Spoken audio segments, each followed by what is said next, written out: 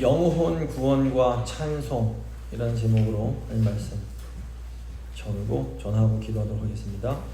오늘은 사도 바울의 2차 선교 여행에 대한 내용입니다. 이 바울은 선교에 자신의 모든 것을 바친 사람이었습니다. 오늘 본문 이해하시려면 이 선교에 대한 바울의 열정을 이해하셔야 됩니다.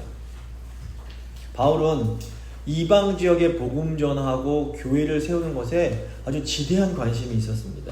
사도행전 14장, 15장이 바울의 1차 선교 여행에 대한 내용입니다.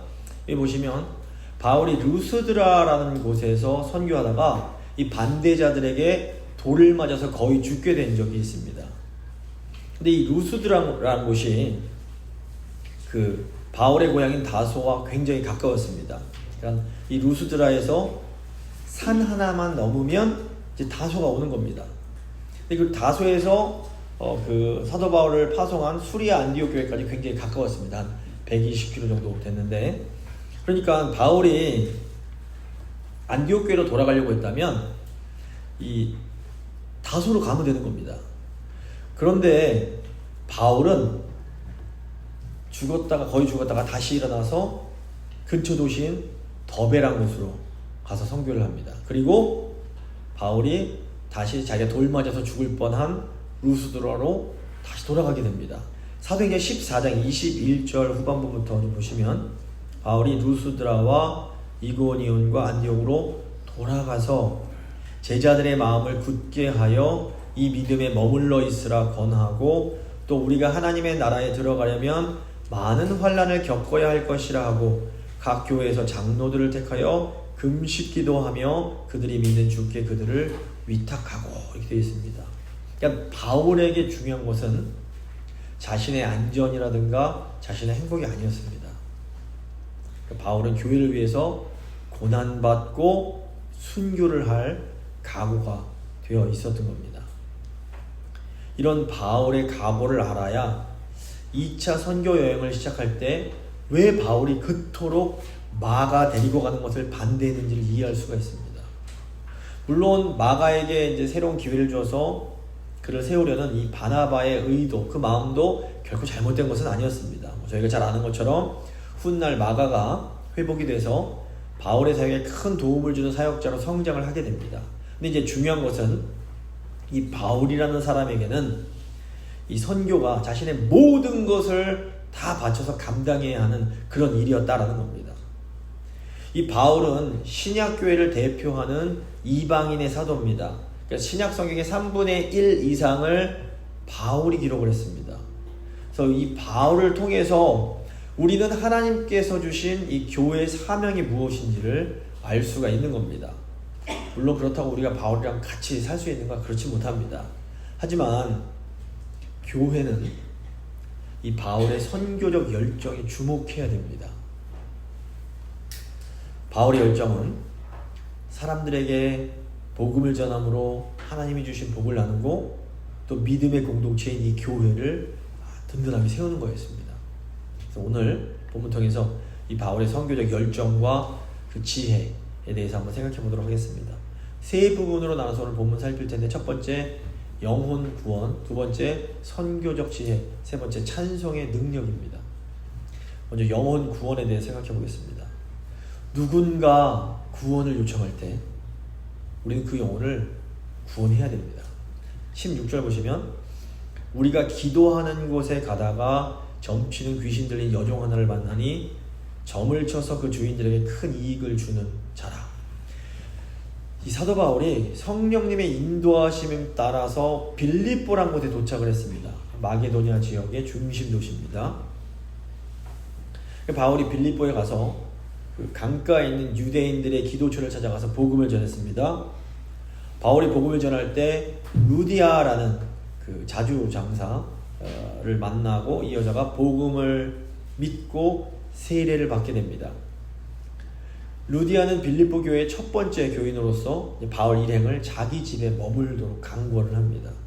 이 루디아 집에 머물면서 바울이 또 다시 이제 복음을 전하기 위해서 기도하는 곳, 강가 그쪽으로 갔던 겁니다. 바울이 기도하는 곳으로 가는 길에 귀신 들린 여자 노예 하나를 만나게 됩니다. 이 아이는 점을 쳐서, 귀신 들렸으니까 점을 쳐서 주인들에게 많은 돈을 벌게 해주고 있었습니다.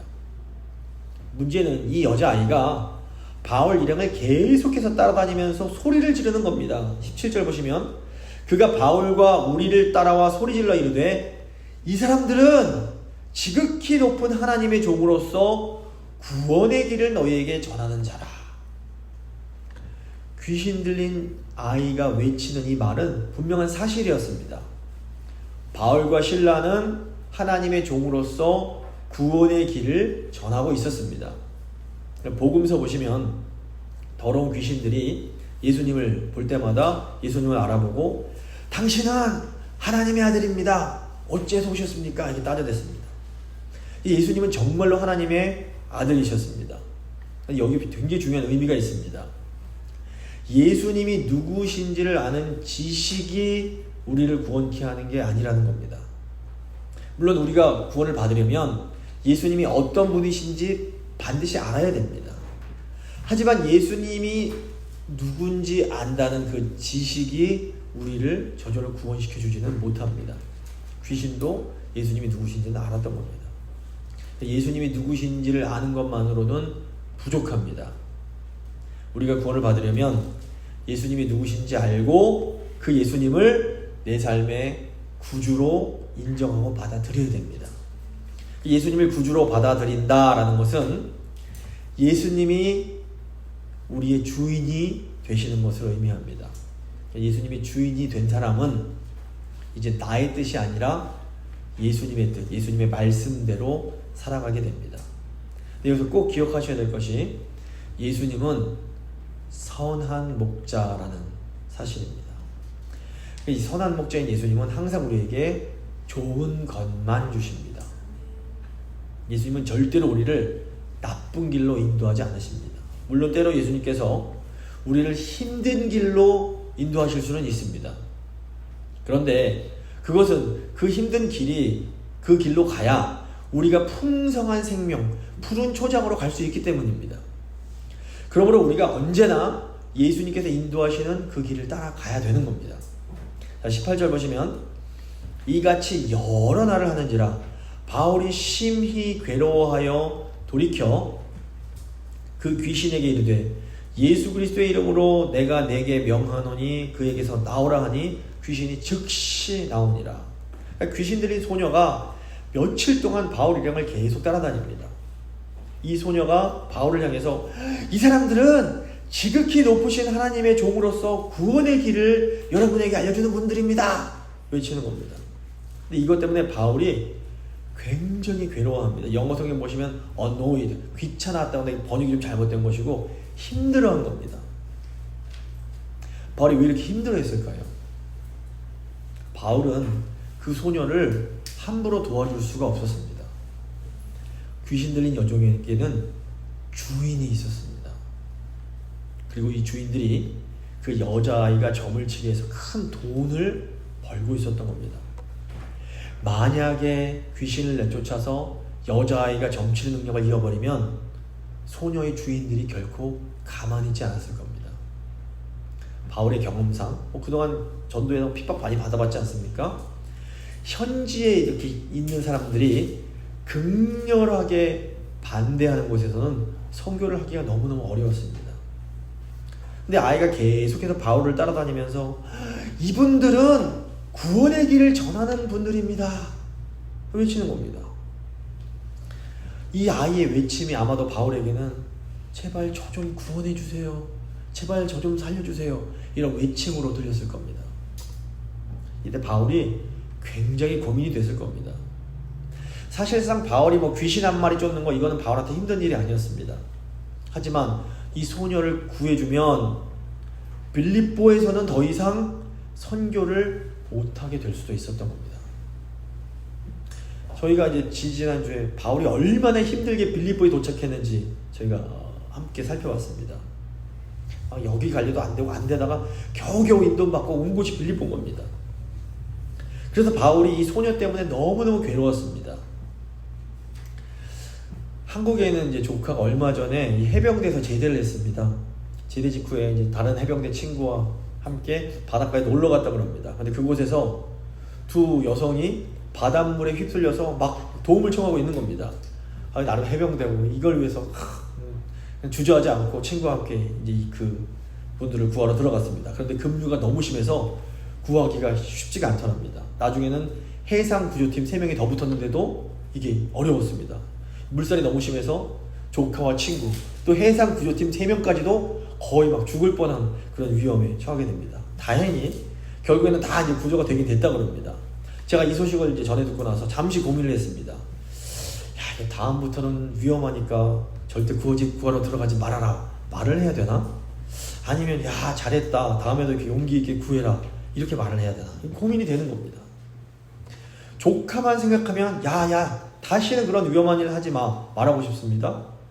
그런데 또 하나님이 조카를 해병대까지 보내신 것이 이런 용감한 일을 하기 위함이 아닐까? 뭐 또 그런 생각도 드는 겁니다. 그런데 바울도 비슷한 겁니다. 여종을 구하자니 선교의 길이 막힐 것 같습니다. 또 안 구하자니 영혼이 너무 불쌍한 겁니다. 이 갈등이 있는 겁니다. 하지만 결국 바울이 귀신에 들린 여종을 구원해 주기로 결심을 합니다. 바울이 예수님의 이름으로 귀신을 쫓아버립니다. 교회가 하나님의 뜻을 행하고 교회가 선교를 할 때에 이런 갈등이 일어날 수 있습니다. 한 영혼, 이 사람을 구원해야 되는데 이 사람을 구하려면 내가 소중하게 여기는 것을 희생해야 될 수도 있습니다. 가령 가족을 구원하기 위해서 내가 정말 좋아하는 취미를 포기해야 될 수 있습니다. 하실 수 있겠습니까? 또 친구나 직장 동료를 구원하기 위해서 내가 굉장히 큰 경제적 손실을 감당해야 될 수도 있습니다. 희생이 없이는 생명을 살릴 수가 없습니다. 영혼을 구원하기 위해서 용기 있게 희생을 결심하는 우리 모두가 될 수 있길 바랍니다. 두 번째, 선교적 지혜입니다. 우리가 영혼 구원할 때는 뱀처럼 지혜롭게 행동해야 됩니다. 19절 보시면 여종의 주인들은 자기 수익의 소망이 끊어진 것을 보고 바울과 실라를 붙잡아 장터로 관리들에게 끌어갔다. 소녀에게서 귀신이 나갔다라는 것은 이제 이 소녀가 더 이상 점칠 수 없게 됐음을 의미합니다. 점을 치게 해서 돈을 벌었던 여종의 주인들이 이 때문에 화가 났습니다. 결국 여종의 주인들이 바울과 실라를 잡아다가 그 지역 관리들에게 끌고 갑니다. 바울은 아마도 자신이 이렇게 될 것을 충분히 예상하고 있었던 것 같습니다. 마가복음 5장 보시면 예수님께서 군대 귀신 들린 사람을 만나십니다. 이 사람을 구원하는 이야기가 나옵니다.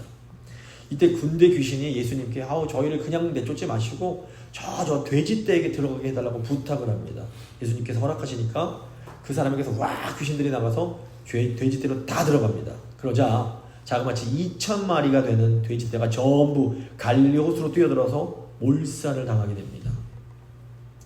당시 유대인들은 돼지고기를 먹지 않았지만 이방인들에게는 돼지가 굉장히 중요한 자산이었습니다. 이 소식을 들은 사람들이 예수님께 가서 예수님 떠나주십시오 부탁을 합니다. 이게 무엇을 의미할까요? 그 사람들에게는 한 영혼이 귀신으로부터 노임받았다, 회복됐다라는 사실보다 자기들의 재산을 잃어버린 게 더 중요했던 겁니다. 이게 왜 그런 것일까요? 그들은 돈을 우상으로 섬기고 있었습니다. 이 세상에는 돈을 우상으로 섬기는 사람들이 굉장히 많습니다. 돈을 우상으로 섬기는 사람들의 특징이 사람보다 돈을 더 소중하게 여기는 겁니다. 이 귀신 들린 여종의 주인들 역시 이 아이가 어떻게 되든 말든 자기들이 돈 버는 게 더 중요했습니다.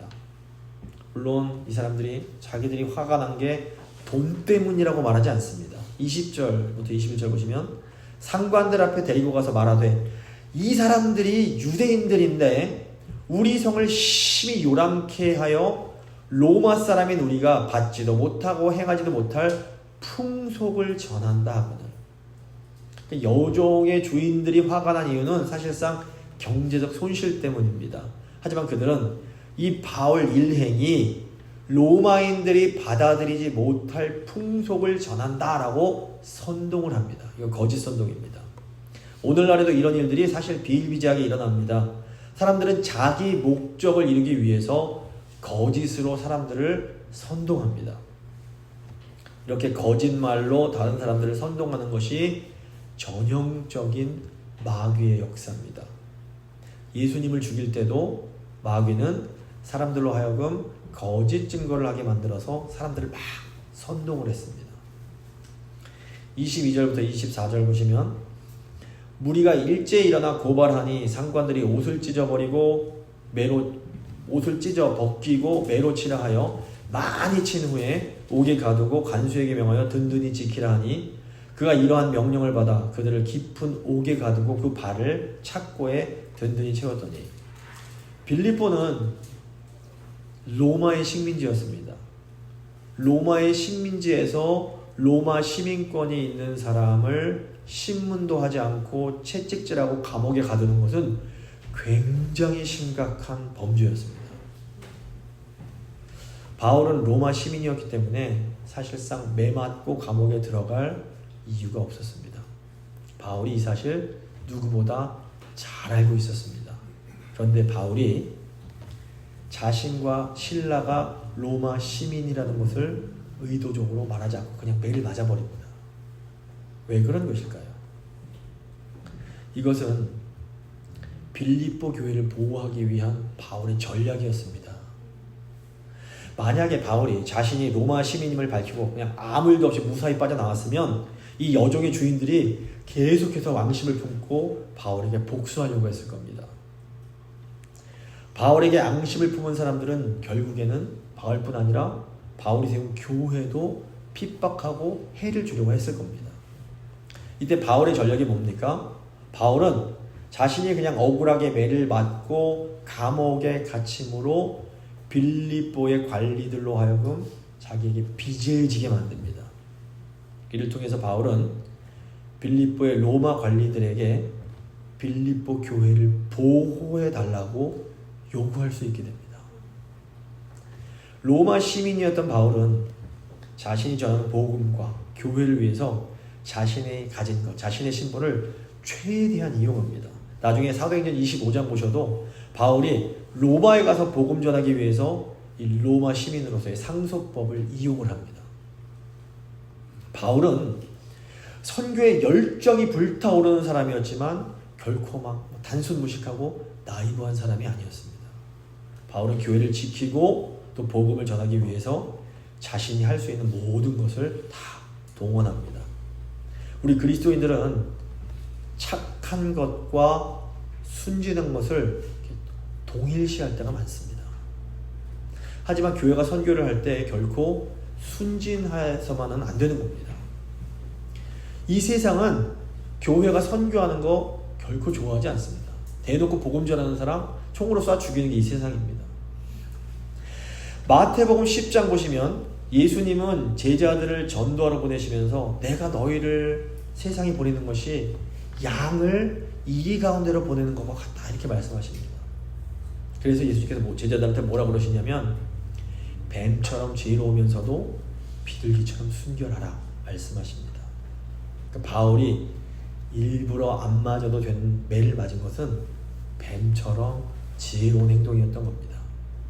바울은 자신이 매를 맞고 감옥에 갇힐 것을 각오하고 귀신에 사로잡힌 여종을 구했던 겁니다. 동시에 바울은 지혜롭게 빌립보 교회를 보호할 방법을 찾았던 겁니다. 교회를 보호하고 지키면서 영혼을 구원하는 일, 이것은 결코 쉬운 일이 아닙니다. 그래서 우리 사랑하는 가족이나 우리가 아는 이웃들을 구원하려면 하나님께서 주시는 지혜가 필요합니다. 우리가 어떻게 해야 될까요? 야고보 사도는 너희 중에 누구든지 지혜가 부족하거든 모든 사람에게 후히 주시고 꾸짖지 아니하시는 하나님께 구하라 그리하면 주시리라 이렇게 말을 합니다. 교회가 이 악한 세상에서 영혼을 구원하려면 큰 지혜가 필요합니다. 우리가 늘 하나님께 지혜를 구함으로 영혼을 구원하는 우리 교회가 될 수 있길 바랍니다. 자, 마지막으로 찬송의 능력입니다. 우리가 하나님께 드리는 찬송에는 어마어마한 능력이 있습니다. 25절 보시면 한밤중에 바울과 실라가 기도하고 하나님을 찬송하며 죄수들이 듣더라. 이게 갑자기 큰 지진이 나서 옥토가 움직이고 문이 곧 다 열리며 모든 사람의 매인 것이 다 벗겨진지라. 오늘날에도 감옥은 굉장히 힘들고 고통스러운 장소입니다. 하지만 고대의 감옥은 오늘날과 비교할 수 없이 더 끔찍하고 아주 힘든 그런 환경이었습니다. 근데 바울과 실라가 그곳에서 이 발에 착고가 차인 차이로 하나님께 기도하고 찬송을 했습니다. 다른 죄인들이 바울과 실라가 기도하고 찬송한 소리를 다 지금 들었다고 나옵니다. 아마 다른 죄인들은 바울과 실라의 행동을 도저히 이해할 수가 없었을 겁니다. 저 인간들이 어떻게 저럴까? 그런데 바울과 실라의 찬송이 놀라운 하나님의 역사로 이어지게 됩니다. 갑자기 지진이 나서 감옥문이 열리고 죄인들을 묶고 있던 이 착고가 다 풀립니다. 사실 이 빌립보가 지진이 종종 일어나는 곳이라고 합니다. 하지만 이건 정말 놀라운 기적이었습니다. 사람들은 어려운 일들이 있을 때 낙심하고 절망하며 또 때로는 다른 사람들을 원망을 합니다. 하지만 하나님의 사람들은 어떤 일이 있을 때에도 하나님을 찬양합니다. 이 고통스러운 순간에 하나님을 찬양하고 감사하는 것, 이게 보통 사람들 보기에는 미친 짓처럼 보입니다. 저 인간들 왜 저래? 이렇게 반응이 나옵니다. 하지만 저희가 시편 보시면 많은 시편이 아주 고통스러운 상황 속에서 하나님을 찬양하는 시입니다. 놀라운 것은 우리가 고통 중에 하나님을 찬양할 때 우리 삶 속에 기적이 일어난다라는 겁니다. 우리가 찬송할 때 하나님은 우리 삶 속에 놀라운 기적을 일으키십니다. 이 멀린 캐러더스라는 그런 목사님이 쓰신 그 찬송 생활의 권능이라는 책이 있습니다. The Power of Praise라는 제목입니다. 이 책을 쓴 이 멀린 목사님은 반항적인 젊은 시절에 군대에 들어갔다가 탈영을 하고 감옥에 갇혀서 아주 절망에 빠지게 됩니다. 근데 감옥에서 예수님을 만난 후에 이분의 인생이 완전히 변합니다. 이 멀린 목사님은 어려운 상황 속에서도 하나님을 찬양하고 감사할 때 정말 말 그대로 기적이 일어나는 것을 여러 번 체험을 합니다. 그래서 목사가 된 이후에 멀린 목사님이 감옥 같은 절망적인 환경에서도 불평 대신 찬양을 선택할 때 삶이 놀랍게 변화되는 것을 많이 경험을 하고 이걸 책으로 쓰게 되는 겁니다. 찬송생활의 권능이란 책은 우리가 불평이나 원망 대신 찬양할 때 우리 삶에 일어나는 놀라운 일들에 대한 그 이야기들을 담고 있습니다. 예를 들면 너무 사랑하는 딸이 정신병 진단을 받게 된 한 부부가 있었습니다. 이 부부가 크리스찬이었기 때문에 전국의 기도를 다 부탁을 하고 매일 밤 무릎 꿇고 딸을 위해서 기도를 했습니다. 그런데 이 딸의 병이 좋아질 기미가 보이질 않는 겁니다. 이때 역경 그 자체에 감사하고 그런 역경을 주신 하나님을 찬송하십시오라는 이 멀린 목사님의 설교를 이 부부가 듣게 됩니다. 이 아내분은 이렇게 안 좋은 상태에서 주님을 찬양하는 것이 하나님 모독하는 거 아니에요? 이거 우리 딸을 하나님이 일부러 이렇게 만드셨다고 고백하는 것 같아요. 이런 말을 했습니다. 근데 이때 남편이 하지만 만약에 목사님 말씀이 맞으면 어떡해요? 우리 한번 돌이켜봅시다. 이렇게 말을 하고 이제 이 부부가 함께 무릎을 꿇고 기도를 드리는 겁니다. 사랑하는 주님, 저희는 주님이 저희를 사랑하시는 것과 또 저희 딸을 저희보다 하나님이 더 사랑하고 계심을 압니다.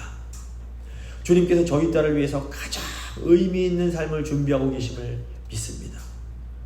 딸의 질병에 감사드리고 또 의사가 아무것도 하지 못하는 것도 감사드립니다. 주님의 우리를 향한 사랑과 지혜에 감사하며 주님께 찬양을 올려드립니다. 이렇게 이제 기도를 했던 겁니다. 이 기도를 하면서 이 부부가 하나님께서 자기들의 딸을 위해서 가장 좋은 계획을 가지고 계시구나라는 확신을 얻게 됩니다. 그리고 다음날 아침에 병원에서 전화가 오는 겁니다. 딸의 병이 갑자기 차도가 보인다는 겁니다. 결국 이 딸이 2주도 되지 않아서 퇴원을 했고 결국 결혼해서 아름다운 가정을 이루게 됩니다. 그러니까 이런 일들이 이제 이런 이야기들이 잔뜩 이 책에 들어 있습니다.